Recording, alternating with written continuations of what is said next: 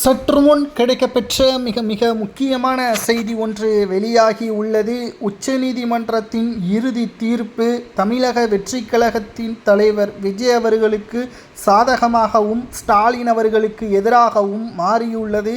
CBI விசாரணைக்கு இந்த வழக்கு மாற்றப்பட்டு இருப்பதன் காரணமாக திமுக ஒட்டுமொத்த அதிர்ச்சியில் இருக்கிறது. எப்படியாவது இந்த வழக்கை உச்சநீதிமன்றம் தனக்கு சாதகமாக மாற்ற வேண்டும் என்று பாதிக்கப்பட்டவர்களது குடும்பத்தின் மூலமாகவே பல்வேறு தில்லுமுள்ளு வேலைகளையும் செய்தது.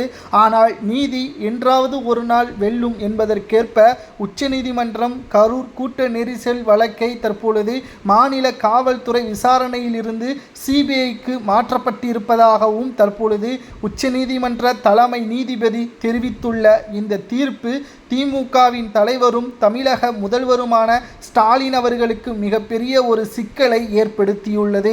மேலும் நீதிபதி வேறு என்னவெல்லாம் கூறியுள்ளார் என்று பார்க்கும் பொழுது, இந்த வழக்கு சிபிஐ துறைக்கு மாற்றப்பட்டதிலிருந்து மாதம் ஒரு முறை வழக்கு விசாரணை எப்படி போகிறது என்பதை நேரடியாக நீதிமன்றத்திடம் தெரிவிக்க வேண்டும். விசாரணை யாரை வேண்டுமானாலும் எப்போ வேண்டுமானாலும் இந்த வழக்கு பற்றியான கேள்விகளை நடத்தலாம். அது விஜயாக இருந்தாலும் சரி, அமைச்சராக இருந்தாலும் சரி என்பதற்கேற்ப நீதிபதி உத்தரவுகளையும் பிறப்பித்திருக்கிறார்கள். தற்பொழுது இந்த வழக்கு முழுமையாக கரூர் சம்பந்தப்பட்ட வழக்கில் குற்றவாளி யார் என்று மட்டும் தெரிந்துவிட்டால், அதுவும் திமுக பின்னணியில் இருந்தால் நிச்சயமாக மக்களே திமுகவிற்கு வருகின்ற சட்டசபை தேர்தலில் எதிர்க்கட்சி அந்தஸ்து கூட கிடைக்காமல் மாற்றுவார்கள். ஏற்கனவே 2011ஆம் ஆண்டு திமுகவின் நிலைமையை நாம் சொல்ல வேண்டும் என்பது அவசியம் அல்ல. ஏனென்றால் எதிர்க்கட்சி அந்தஸ்து கூட இல்லாமல் திமுகவிற்கு ஒட்டுமொத்த சோதனையாகவே மாறியது. கரூர் சம்பவத்தின் மூலமாக மீண்டும் ஆட்சியை கைப்பற்றிவிடலாம் என்று நினைத்து கொண்டிருந்த ஸ்டாலின் அவர்களுக்கு தற்பொழுது உச்சநீதிமன்றமானது நீதிமன்றத்தின் உத்தரவின் அடிப்படையில் மாநில காவல்துறை விசாரணை செய்த வழக்கு சிபிஐ துறைக்கு மாற்றப்பட்டுள்ளது.